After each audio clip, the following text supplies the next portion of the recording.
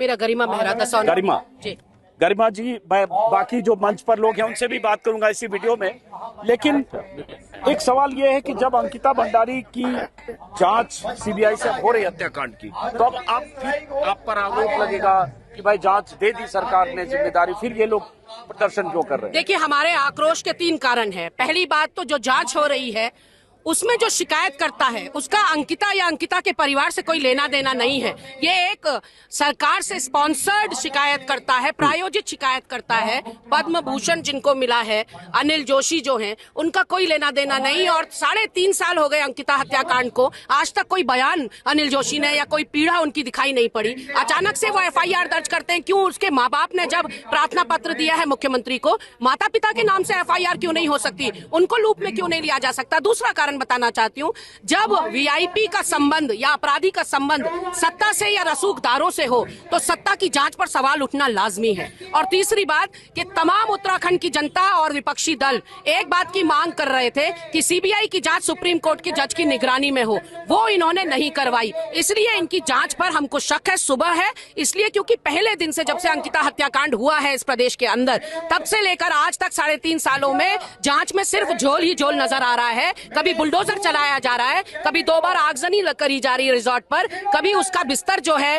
वो swimming pool में डाला जा रहा है ताकि DNA ना मिल पाए, कभी उसके पोस्टमार्टम में एक भी महिला डॉक्टर को शामिल ना किया जाना, आरोपी का और अंकिता के फोन का रिकवर ना होना। यानी कि ये प्योरली सत्ता का संरक्षण और सिस्टम की बहुत ही क्रूर विफलता का एक उदाहरण है, जो जिसकी वजह से आपको आक्रोश दिख रहा है। ये केवल मामला अंकिता का नहीं है। अंकिता केवल एक बेटी या बहन नहीं थी उत्तराखंड की। ये तमाम उन अनगिनत लड़कियों का सवाल है जो अपने घर की दहलीज से निकलती हैं अपने बूढ़े माँ बाप की लाठी बनने के लिए, उनका सहारा बनने के लिए, स्वावलंबी और आत्मनिर्भर बनने के लिए। यह अराजकता, यह अत्याचार की पुनरावृत्ति ना हो, इसलिए एक समाज के रूप में हम एकजुट और एकमुठ यहाँ पर खड़े हैं और सत्ता से सवाल पूछ रहे हैं। सवाल बहुत सारे हैं जो अनसुलझे हैं, जो अनुत्तरित हैं। पहले दिन से आज तक बुलडोजर चलाने की बात स्वयं मुख्यमंत्री पुष्कर सिंह धामी ने ट्वीट करके जानकारी दी। क्या यह क्रिमिनल ऑफेंस नहीं है कि आप क्राइम स्पॉट को बुलडोजर चला दें? क्या मुख्यमंत्री संलिप्त नहीं है? क्या रेणु बिष्ट जो यमकेश्वर की विधायक है, जिनकी उपस्थिति में बुलडोजर चलाया गया, क्या वो साक्ष्य और सबूतों को मिटाने के लिए आरोपी नहीं है?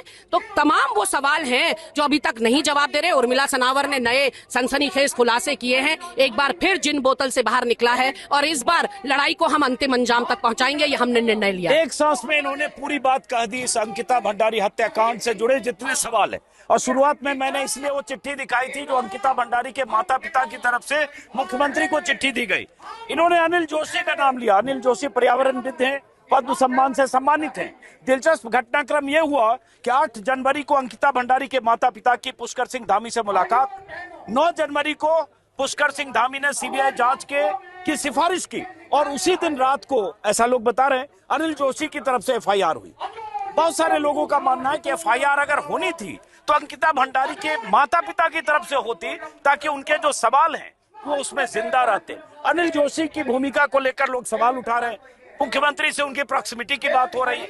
और जो शख्स कभी अंकिता भंडारी हत्याकांड में इंसाफ की लड़ाई न लड़ रहा हो, वो FIR, उसके नाम से FIR क्यों दर्ज हुई? ऐसे भी सवाल है। आपका शुभ नाम? मैं इंदु नौडियाल हूँ, जनवादी महिला समिति से।